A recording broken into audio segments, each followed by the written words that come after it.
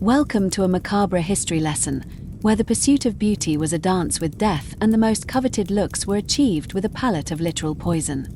Forget everything you know about modern beauty standards. The Victorians took dying for a look to a chilling and literal extreme. This is the story of a society that romanticized a killer disease and willingly consumed, painted, and applied literal toxins, all in the name of being drop-dead gorgeous.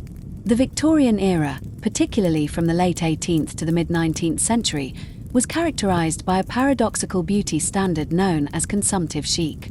This aesthetic was not a fleeting trend but a profound cultural ideal rooted in a fatal epidemic: tuberculosis, or consumption. The physical ravages of the disease became markers of inspirational beauty. An ideal Victorian lady was expected to embody a delicate, porcelain-like fragility, with pale, translucent skin that signaled she did not have to toil in the sun, a hallmark of high social status and wealth. This pallor was complemented by the feverish flush of cheeks and lips, a symptom of the disease, and large, dewy eyes that appeared sparkling and full due to frequent low-grade fevers. The weight loss and anemia associated with the illness created a thin, ethereal figure that perfectly suited the era's notoriously small-waisted fashion. This look was so coveted that women who did not have tuberculosis would go to extreme lengths to mimic it, resorting to dangerous cosmetics to achieve the sickly appearance.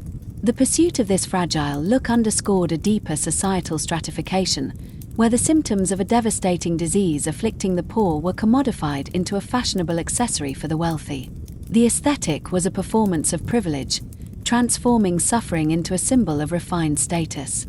The romanticization of consumption was amplified by the fact that many of the era's most influential and revered figures were its victims. Artists and writers such as the poet John Keats, the composer Frederick Chopin, and the Bronte family, who all tragically succumbed to the disease, became powerful symbols of the doomed artist archetype. A popular myth emerged that tuberculosis preferentially afflicted romanticists, imbuing its sufferers with enhanced enlightenment and creativity. The disease, a wasting condition that slowly consumed the body, was believed to free the mind for bursts of inspiration and artistic genius in a struggle against impending mortality. This belief was so widespread that even as she watched her sister and die, the author Charlotte Bronte referred to consumption as a flattering malady. This morbid fascination permeated all forms of art and literature. The trope of the consumptive, tragic heroine became a staple of stage plays and operas, such as Alexandre Dumas' La Dame Auxiliary Camellias, Giuseppe Verdi's La Traviata, and Giacomo Puccini's La Bohème, where the ailing woman often existed outside of society's domestic norms and paid the ultimate price for her nonconformity.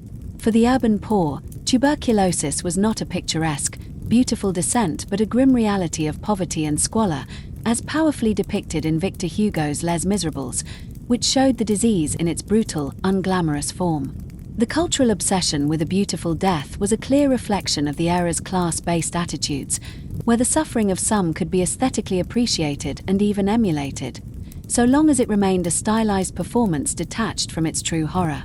The most striking example of the Victorian pursuit of a pale complexion was the use of white lead, or ceruse, a substance with a long and fatal history as a cosmetic. Women would apply this corrosive paint thickly to their faces, necks, and chests to achieve a translucent pallor. This painter's mask was rigid and unforgiving. It would crack and flake with any exaggerated facial expression, forcing the user to adopt a stiff, unsmiling demeanor. The physical consequences were devastating.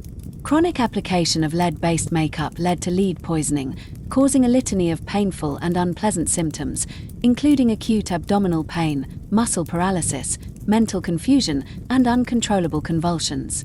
The long-term use of ceruse was also directly harmful to the skin, as the lead compounds would corrode the epidermis, causing it to mottle, peel, and become blemished.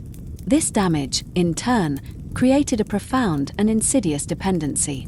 The new blemishes could only be concealed by applying more layers of the toxic paint, trapping women in a vicious and self-perpetuating cycle of using the very product that was causing their deterioration. The most famous and tragic case of this deadly cosmetic was that of Maria Gunning, the Countess of Coventry, an 18th-century English socialite celebrated for her beauty. Her devotion to lead-based makeup was so extreme that she reportedly refused to abandon it even as she lay dying. She perished at the young age of 27 from what was widely believed to be lead poisoning, a fate so publicly shocking that her death was immortalized as death by vanity. This narrative reveals a deep contradiction. The pursuit of an ideal that promised purity and health ultimately led to disfigurement and death.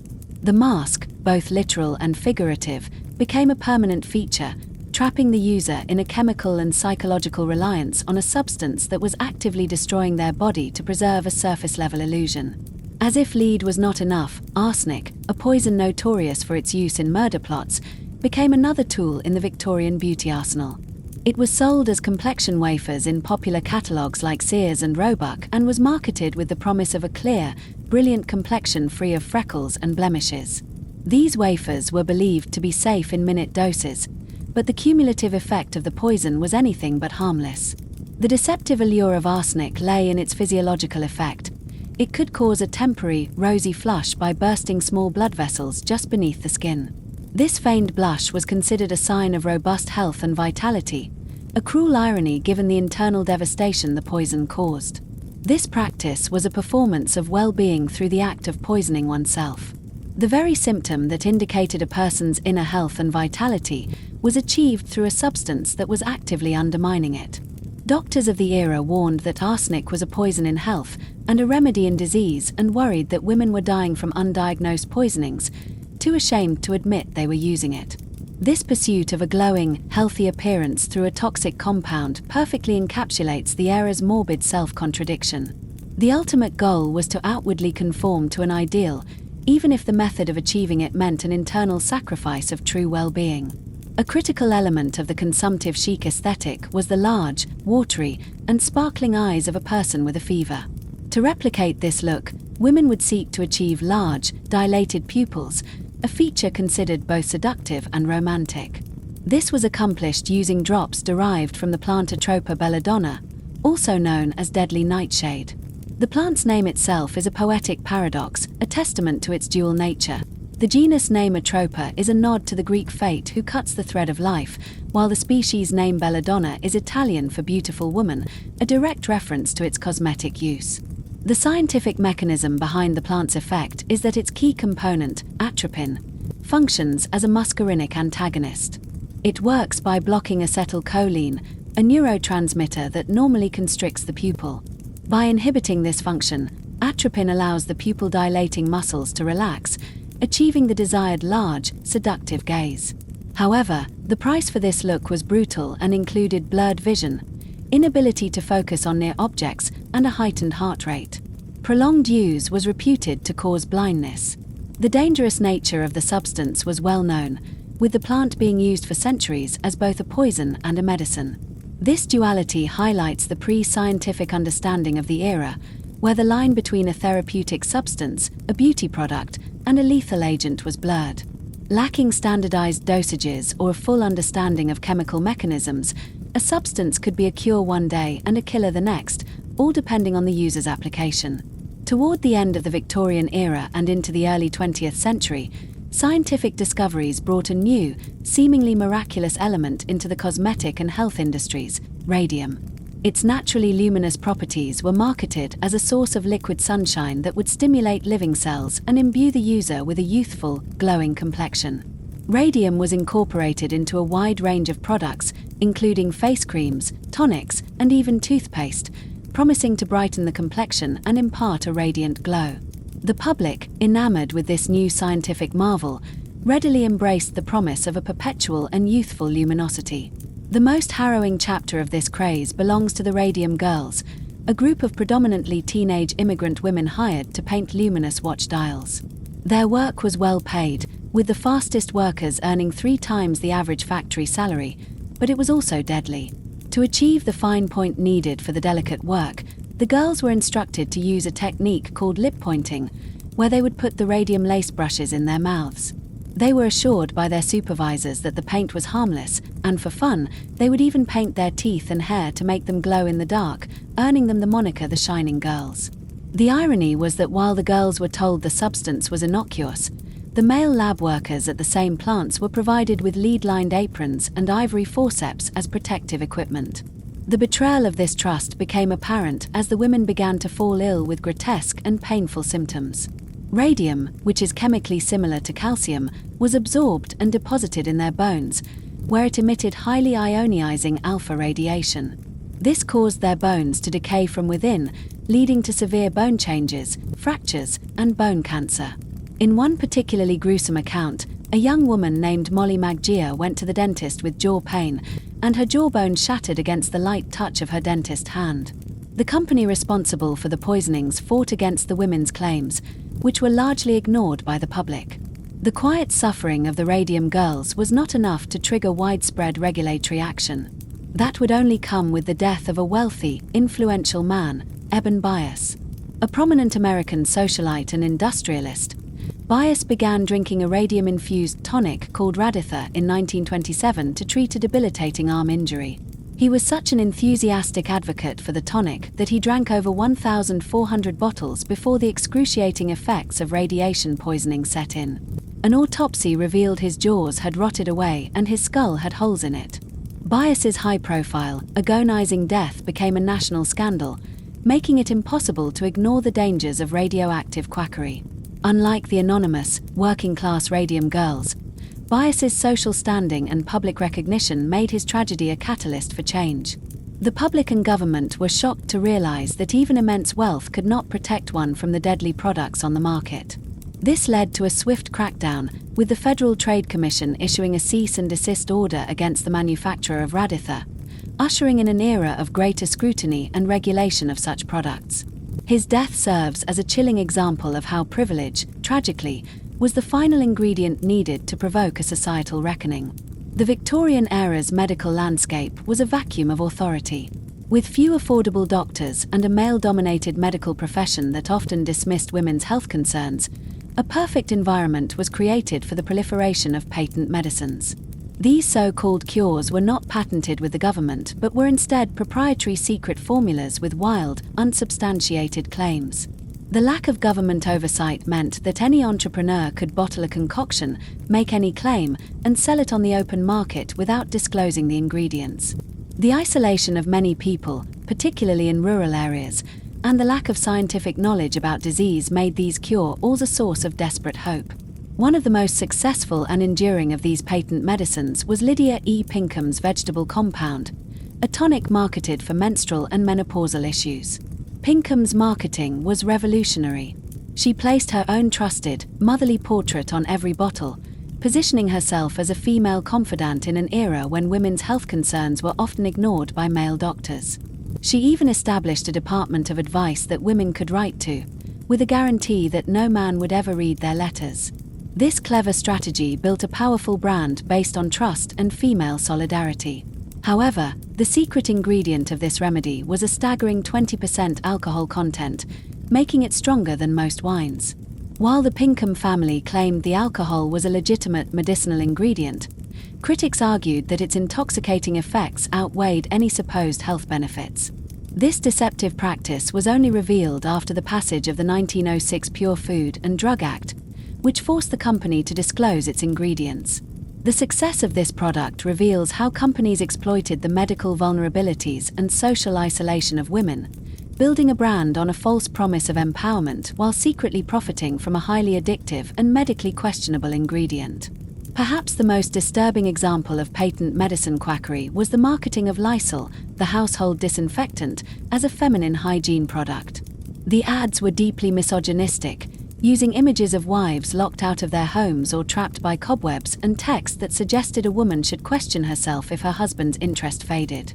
The message was clear and insidious. If a marriage was failing, it was the woman's fault for not being clean enough, a euphemism for being unable to please her husband or prevent pregnancy. The product was hinted at as a contraceptive, even though a 1933 study showed it to be highly ineffective. The original formula contained a powerful chemical called cresol, which was known to cause severe inflammation, burning, and even death. Doctors had documented 193 poisonings and 5 deaths from uterine irrigation by 1911. In one particularly brazen legal defense, the manufacturer was cleared of responsibility for a woman's burns by claiming she must have had an allergy to Lysol. This case highlights the profound commercial exploitation of female insecurity.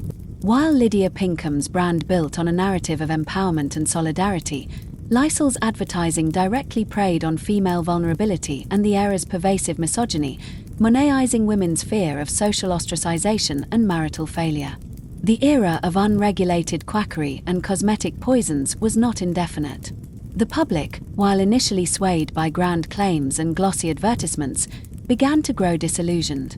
National newspapers and journalists began to publish stories about the dangerous ingredients and fraudulent claims of patent medicines.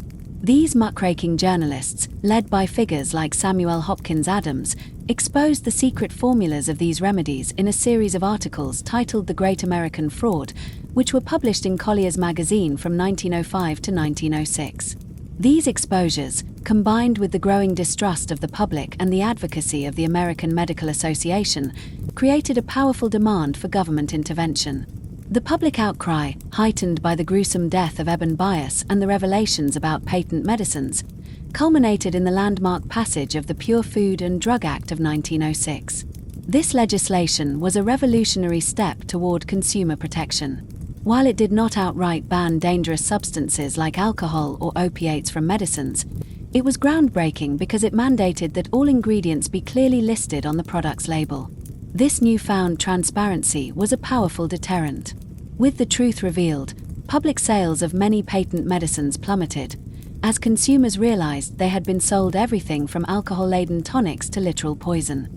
The act served as the first formal acknowledgement of the public's right to know what they were consuming, marking the beginning of the end for the freewheeling, unregulated era of cosmetic and medical deception.